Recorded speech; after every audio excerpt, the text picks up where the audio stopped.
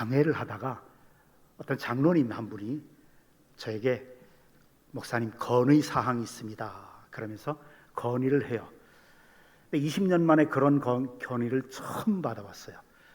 이렇게 A4 용지에다 딱 기록했는데 조목조목으로 딱 논리적이고, 그래서 참 제가 큰 감명을 받고 큰 도움을 받았는데, 그 중에 하나가 뭐였냐면, 목사님이 20년 동안 우리에게 말씀을 주시고 설교한 거 참 좋았고, 그런데 신앙생활이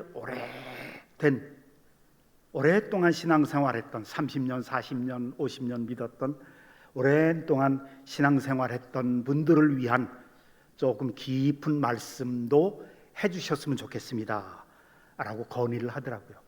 그 말씀이 제 마음을 사로잡았어요. 기도하는 가운데 주님께서 가만히 생각해 보니까 상당히 많은 설교를 했지만 한 5,000번의 설교를 했는데요, 제가 여러분들에게 다 일반적으로 꼭 필요한 설교를 하긴 했지만, 신앙생활을 오래 했던 분들을 위한 그런 조금 어렵고 조금 우리가 지성을 사용해야 될 그런 이야기들을 말씀을 나누지 못한 것 같아서 오늘부터 몇 주 동안 계속해서 시리즈로 영적인 고수들이라고 하는 시리즈 설교를 하려고 합니다. 여러분, 중국 무술 영화 보면 항상 주인공은 무림의 고수잖아요. 그 갑자기 주인공이 나타나서 막 장풍을 쓴다든지 막 공중을 날아다닌다든지 그런 거 보셨죠? 전혀 안 보신 것 같은 느낌이 드는데, 거기 보면 항상 무림의 고수들이 나와요. 그래서 무림의 고수뿐만 아니라 영적인 고수들도 있겠다. 신앙의 고수들. 오늘 앞으로 하는 그 설교들은 초신자들을 위한 설교라기보다는 신앙생활 오랫동안 해온 성도들을 위한 시리즈 설교입니다. 본문 11절에 보면 히브리서 기자가 설교를 하는데 멜기세덱에 관해서 설교를 하는데 알아듣지를 못해요. 그러니까 우리가 할 말이 많으나 너희가 듣는 것이 둔함으로, 듣는 이 성도들의 신앙이 어리면 듣는 것이 둔하다. 너희가 때가 오래되었으므로, 오랜 동안 신앙생활했으면서 마땅히 선생이 돼야 될 텐데 다시 초보부터 해야 되냐, 그러시면서 하시는 말씀이 젖을 먹는 단계에서 뛰어넘어야 된다. 그리고 이제 14절에 단단한 음식을 먹는 장성한 자가 되어야 된다. 그리고 지각을 사용함으로 선악을 분별할 수 있어야 된다. 우리의 신앙이 어디로 나가야 되느냐? 지각을 사용해서, 우리 그리스도인들의 지성을 사용해서 성숙해져야 된다는 이야기입니다. 달리 말하면 지성과 영성이 균형 잡힌 성숙한 그리스도인이 되어야 된다는 거죠. 체험이 많고 기도 응답도 많고 성령 체험이 있고 기적을 체험하고 막 뜨거운 그것도 필요하지만, 그런 영성도 필요하지만, 지각을 사용함으로 지성적인 또 영적인 균형을 잡아야 된다, 이 말씀이에요. 그래서 오늘 그 시리즈 설교를 하는데, 오늘의 첫 번째 주제는 영원한 진리. 그런데 우리가 살아가는 이 세상의 문화는 자꾸 변한다. 하나님의 말씀인 이 성경 속에는 영원히 변치 않는 하나님의 진리가 있습니다. 뿐만 아니라 나라에 따라서, 시대에 따라서, 계층에 따라서 변화되는 문화적인 요소가 함께 있습니다.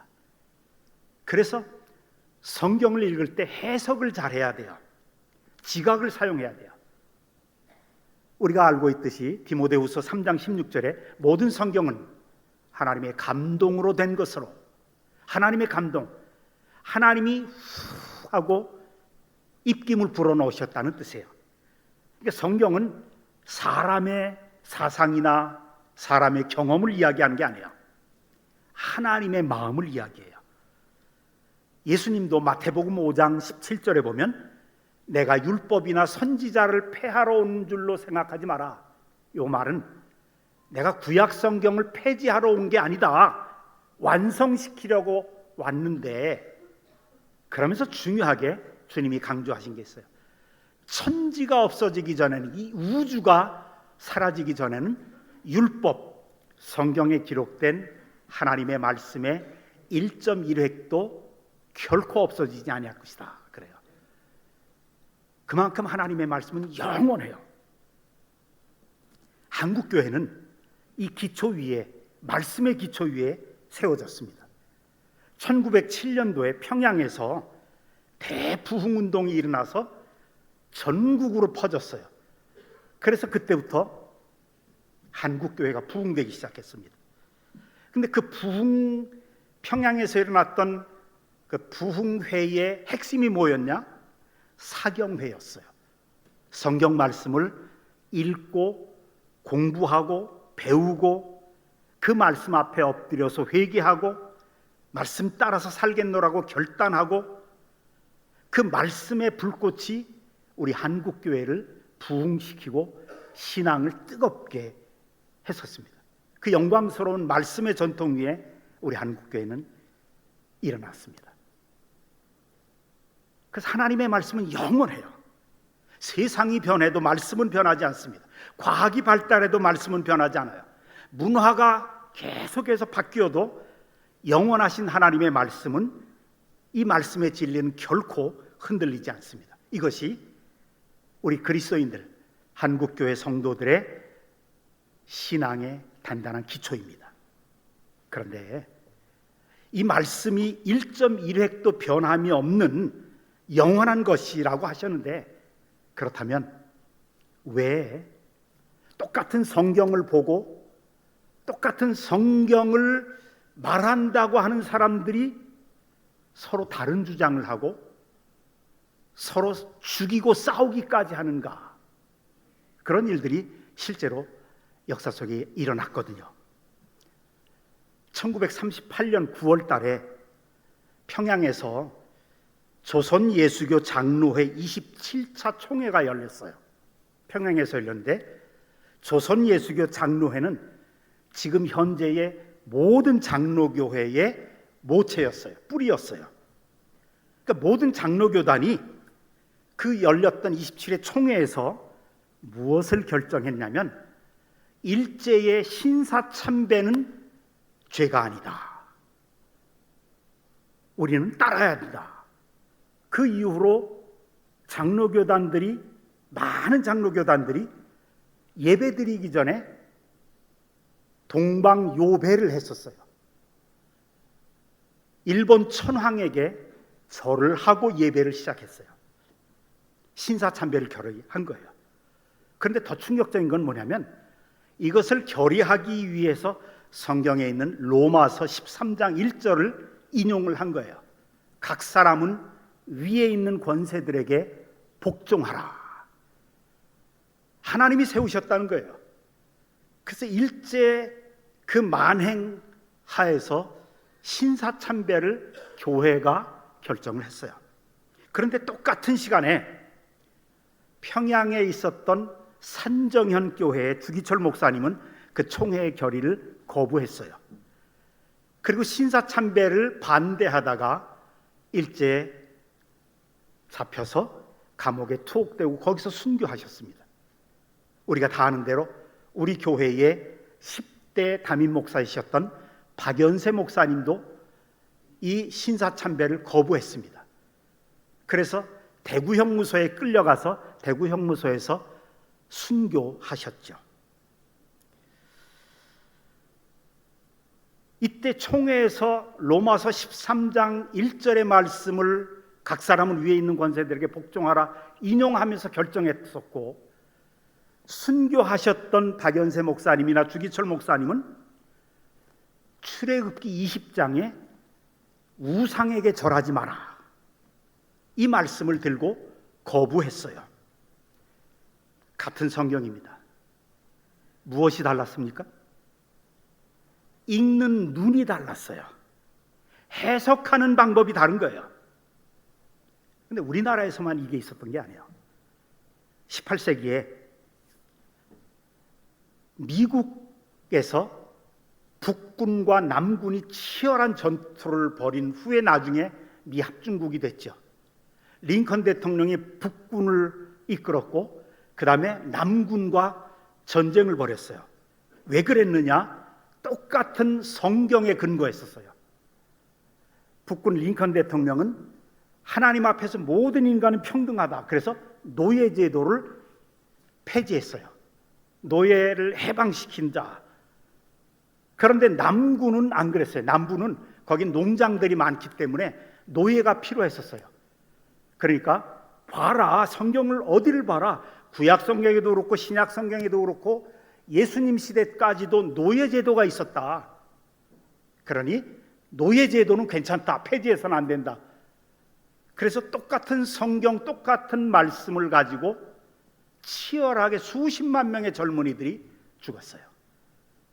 결국은 이제 북군이 이겨서 미중 합중국이 됐지만 2차 세계대전 때 독일이 전 유럽을 정복했을 때 독일군, 모든 독일군의 이 빠클, 혁대에 있는 이 빠클에 뭐라고 써 있었냐면 God with us, 하나님이 우리와 함께 하신다. 그런데 정복하고 수많은 유럽 사람들을 죽였던 그 나라도 전부 하나님을 섬기는 사람들이었어요. 그들도 God with us, 똑같은 하나님 말씀을 믿는 사람들이 똑같은 말씀을 들고 서로 싸워서 수많은 사람들이 죽었어요. 그게 제2차 세계대전이죠. 여러분, 우리 한국 장로교 안에도 여자들은 목사로 장로로 안수받을 수 없다라고 주장하는 교단들이 많아요. 근데 우리 교단은 똑같은 고린도전서 11장의 말씀을 가지고 여성들도 말씀을 가르쳐야 되고 여성들도 목사가 될 수 있고 장로가 될 수 있다. 우리 교단은 그래서 여자 목사님, 여자 장로님들이 많아요. 똑같은 성경을 가지고. 이것은 이제 초신자들이 듣기에는 좀 이상하지만 그러나 신앙생활을 오래 한 사람들은 알아야 돼요. 우리의 지성이 지각을 사용해서 왜 이런 일들이 벌어지는가를 알지 않으면 복음이 전달될 수가 없습니다. 왜 이런 일이 벌어질까요? 성경이 모순되기 때문일까? 아닙니다.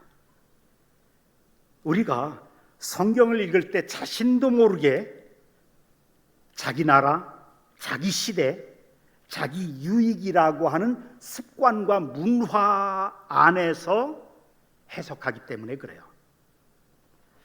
이렇게 설명을 해보면 조금 쉬워질 수도 있어요. 어린 시절에 시골 할머니 댁에 가면 그 할머니 댁 뒤뜰에 땅을 깊이 파놓고 김치독을 묻어놓은 게 있어요.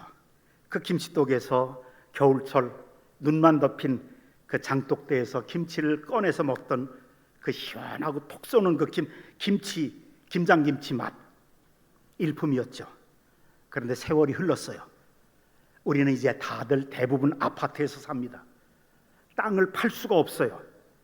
이제는 김치를 김치 냉장고 속에 있는 플라스틱 통에 보관합니다. 여기서 질문을 하나 하고 싶습니다.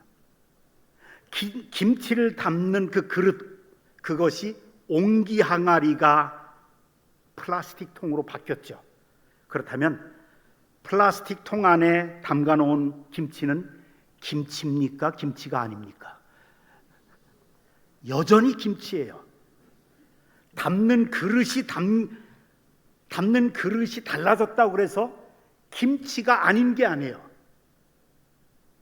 2000년 전 예수님이 드시던 물, 그거는 투박한 토기 그릇에 물을 담으셨어요. 생명수. 조선시대에는 그것이 사발에 담겨졌어요. 지금은 이렇게 머그잔에 아니면 유리컵에 아니면 바쁠 때는 종이컵에 담아서 마시기도 합니다. 그런데 그렇다면 컵이 달라졌다고 그 안에 있는 물이 달라졌습니까? 그게 생명수가 아닙니까? 똑같은 물이거든요. 보세요. 복음을 담는, 하나님 말씀을 담는 그릇이 문화라는 거예요. 각 나라마다 다 달라요. 제가 1970년도에 예수 믿기 시작했어요. 대학교 2학년 때인데, 그때 저는 지역교회를 다니면서 예수 믿은 게 아니라 우리 해양대 학생들처럼 오늘 우리 다른 대학교 동아리에서 온 YJC 동아리 학생들처럼 저는 CCC라고 하는 곳을 통해서 예수 믿었어요. 근데 지역교회를 못 나왔어요. 왜 못 나왔냐? 그 이유 중에 하나가 뭐냐면, 교회 나가면 교회에서 뭐라고 그랬냐면, 어떻게 예배드리는 거룩한 성전에서 통기타를 치고 복음 성가를 부를 수 있느냐, 드럼을 칠 수 있느냐, 이 사탄의 악기를, 그랬어요. 그래 젊은 사람들이 견딜 수가 없는 거예요. 내게 강 같은 평화, 막 이런 찬양 부르고 복음 성가를 불러야 되는데 어떻게 예배드리면서 찬송가를 안 부르고 복음 성가를 부르냐, 어떻게 저런 사탄의 악기를 사용하느냐. 그래서 한국교회 젊은이들이 많이 떠나서 CCC니 내비게이터니 이런 조이 선교회니 이런 데로 다 갔어요. 그러니까 조금 있다가 1980년대 중반쯤 되니까 전국에 있는 교회들이 다 드럼도 치고 기타도 치고 다 그렇게 변했어요. 복음을 담는, 주님을 사랑하고 하나님 말씀을 배우는 그 그릇이, 음악이라는 그릇이 기타냐 드럼이냐 이 세상 악기다 해석하는 것이 다르죠. 지금은 뭐 더 나아가서 복음 성가도 잘 안 부르잖아요. CCM, 현대 음악에 맞춘 그런 찬양이에요. 그리고 전자기타를 사용하기도 하고 그러죠. 어떤 분이 저에게 그래요. 목사님, 요즘에 젊은 애들 스마트폰으로 성경을 봐요.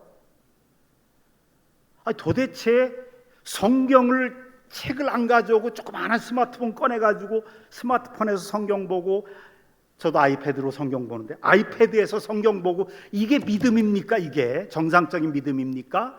라고 이야기를 해요. 그러면 집사님, 어떤 거를 봐야 돼요? 성경을 봐야죠.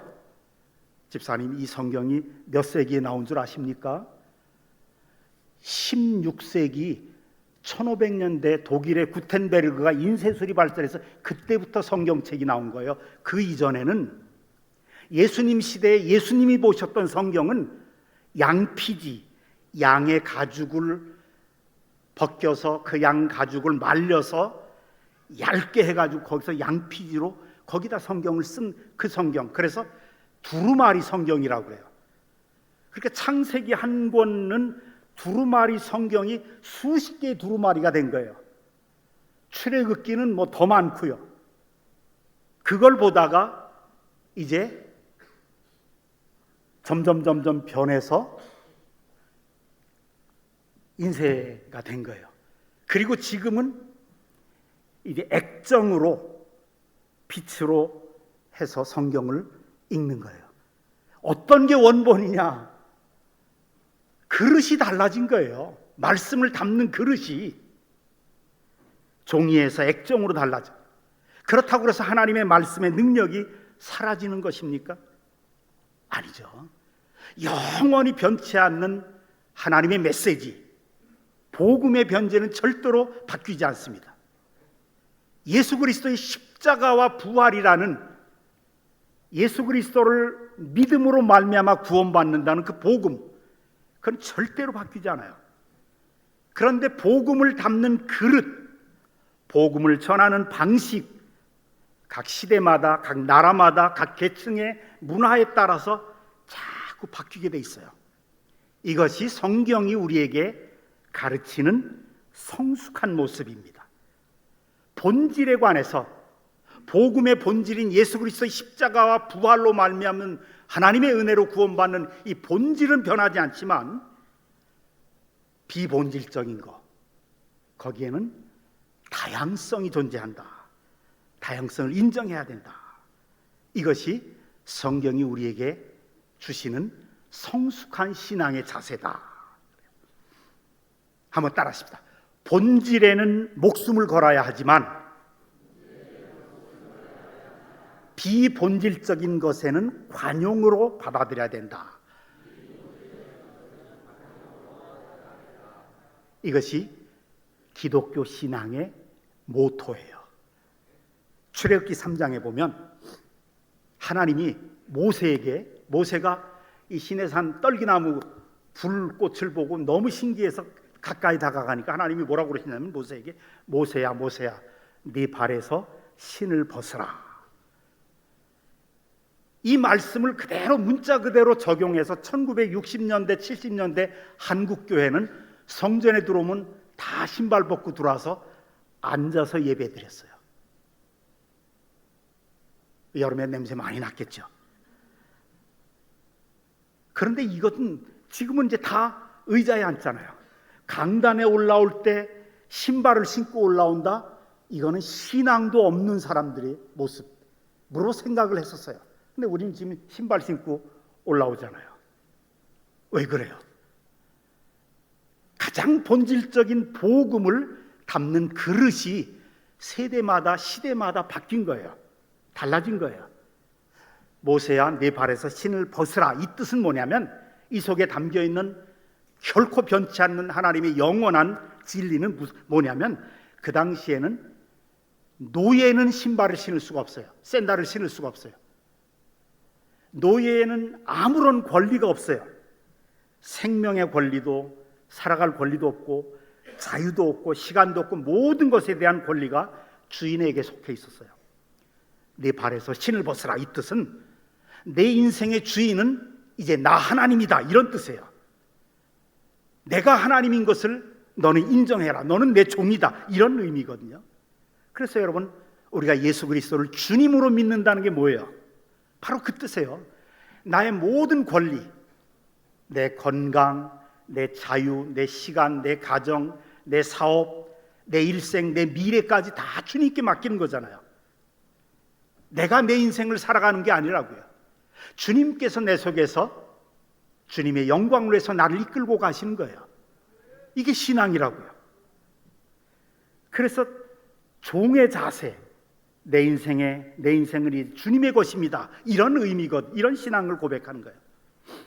또 한 가지 하면 로마서 16장 16절에 보면 너희는 교회 안에서 거룩하게 입맞춤으로 서로 문안하라.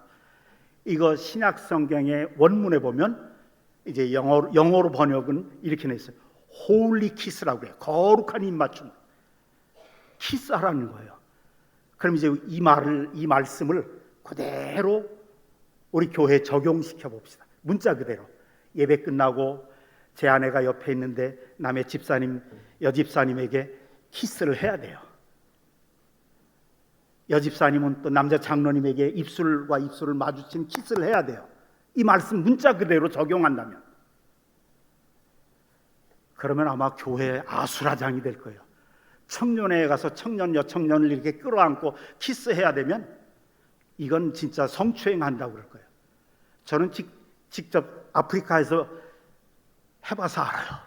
16년 동안 아프리카는 유럽 문화의 지배를 받았기 때문에 예배만 끝나면 흑인들이 나오면서 목사님 끌어안고 저를 볼에다 대고 소리를 내면서 3번을 해요. 어떤 친구는, 미국에서 온 친구는 또 2번 해요. 그런데 흑인들이 얼마나 신체가 큰지, 여자 아주머니, 여집사님들이 신체가 얼마나 큰지 저를 딱 안으면 제가 그 가슴에 껴야 돼. 바로 그거예요. 유럽 사람들, 미국 사람들은 그냥 뽀를 대잖아요. 이렇게. 우리는 그게 안 통해요. 우리 문화가 다른데, 그러니까 하나님의 말씀을 해석할 때는 그 나라의 문화에 맞게. 이건 무슨 얘기냐면, 그 당시 입맞춤은, 키스는 그 당시 지중해 문화권에서 따뜻한 환영을 하라는 얘기예요. 문화였어요. 우리 한국에서 적용시키려면 글자 그대로가 아니라 악수할 수도 있고요, 따뜻한 눈인사 할 수도 있고, 아니면 카톡으로 잘 오셨어요 환영 문자를 보낼 수도 있고, 형식, 이 그릇 문화는 달라져도 그 주님의 영원한 메시지, 교회 안에서는 따뜻한 사랑으로 환영하고 서로를 격려해주고 세워주라, 이런 얘기거든요. 고린도전서 11장에 머리에 수건을 써야 한다는 말씀이 나와요. 고린도라고 하는 도시는 아프로디테 신전이라고 하는 섹스를 상징하는 여신을 모시는 신전이 있었어요. 그래서 고린도 그러면 가장 음탕한 도시였어요. 그때 아프로디테 신전에서 몸을 파는 여자들이 어떤 모습이었냐면 수건을 안 썼어요. 자유롭게 다녔어요. 그런데 이제 고린도 교회 이제 예수 전하니까 예수 믿게 되고, 그리스도 안에서 내가 자유함을 얻었다, 이제는 수건을 벗자, 나는 자유다. 그래서 수건을 안 쓰기 시작해요. 그러면 자기 남편이 볼 때 내 와이프가 교회 나가더니 수건을 벗어 몸 파는 창녀가 됐나?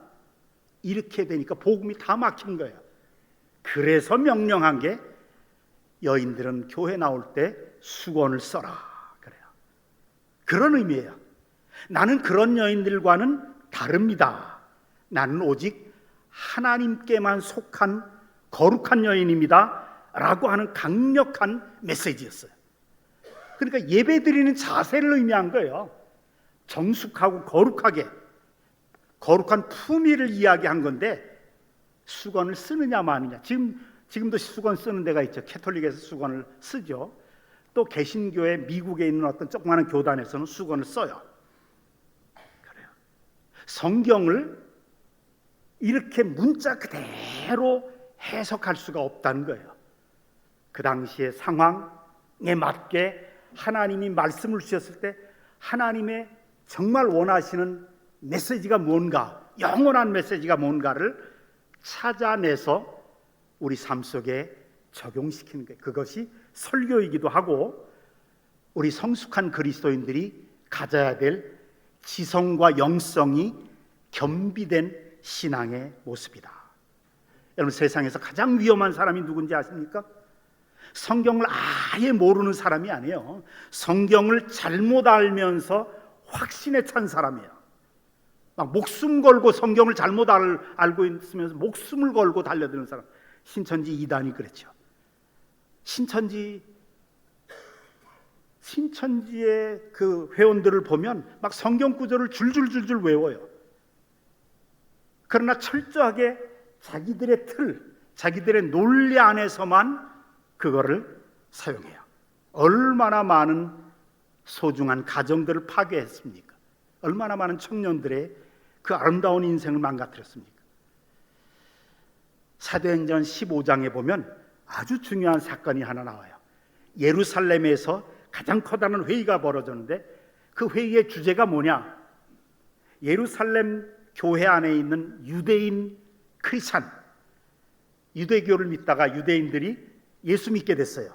유대 교회 안에서 신앙생활 하는데 그들이 뭘 주장했냐면, 사도님들 복음 전할 때 예수 믿는 것은 좋다, 그러나 우리처럼 유대인처럼 할례도 받아야 되고 모세의 율법도 지켜야 구원받는다, 이렇게 가르쳐야 됩니다. 많이 주장했거든요. 그것 때문에 사도행전 15장에 예루살렘 공의회가 열렸어요. 최초의 교회 역사에 나타난 최초의 회의예요. 예수 믿는 것, 이건 일부분이다.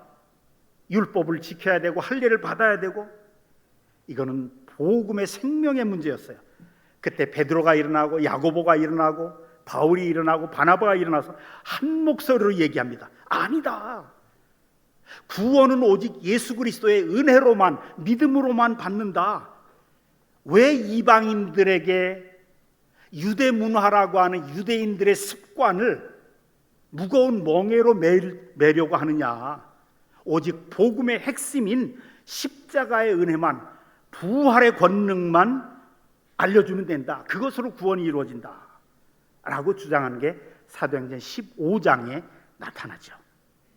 유대인들의 습관, 할례나 뭐 이런 문화적인 전통이나 이 껍데기를 과감하게 벗어던지라는 거예요. 지금 우리가 살고 있는 21세기 편지나 이메일 대신 카톡을 씁니다. 종이 돈 대신 카드나 핸드폰으로 결제합니다. 화상으로 회의하는 시대입니다. AI가 설계한 우주여행을 꿈꾸는 시대입니다. 이 시대에 우리 그리스도인들은 옛날의 전통과 습관과 문화를 그냥 그게 깨질까 봐 전전긍긍하면서 끌어안고 사는 그런 신앙이 되면 우리 다음 세대들에게 신앙을 전수를 못해요. 과감하게 그들의 문화에 맞게, 그들의 수준에 맞게 바꾸줄 줄 알아야 돼요.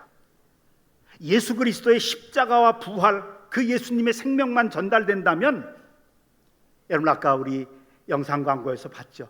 찬양대회 때 우리 학생들 나와서 막 아이돌들이 백댄스 추는 것처럼 춤추는 모습 봤죠. 우리 기성세대는 그거 못 따라가요. 그런 것도 허용하고 장려해주고, 그것이 파이프 오르간이든 드럼이든 일렉트릭 기타든 아이돌들이 추는 군무 댄스든 상관없이 그들의 문화에 맞게 복음을 전달해줘야 된다. 이것이 선교적인 마인드입니다. 세상은 자꾸 변합니다. 문화도 눈부시도록 빠르게 변합니다. 하나님 보시기에 진짜 믿음 좋은 사람이 누굽니까? 지성과 영성이 균형 잡히게 겸비된 사람.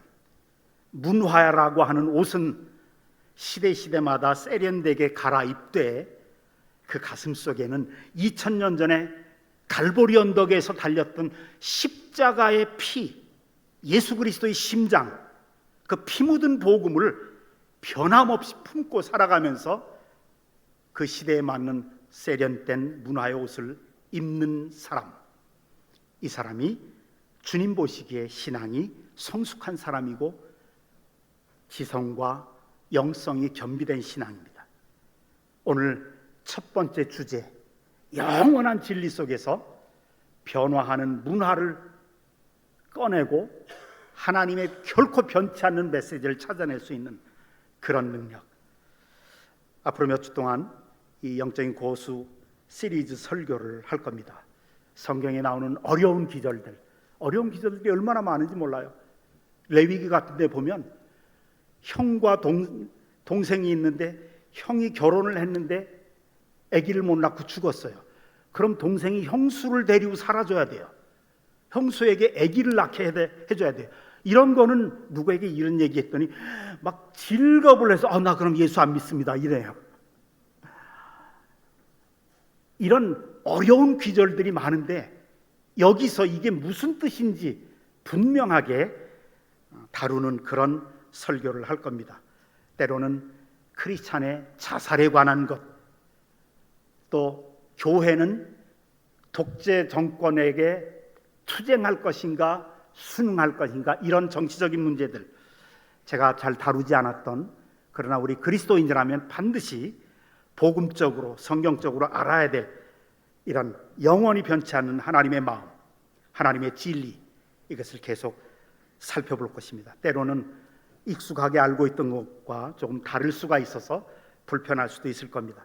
그러나 그 불편함이 우리를 더 깊은 진리의 자유로 이끌 것입니다. 성령께서 우리 모두에게 역사하셔서 은혜와 진리, 그 자유함이 넘치시기를 주님의 이름으로 축원합니다.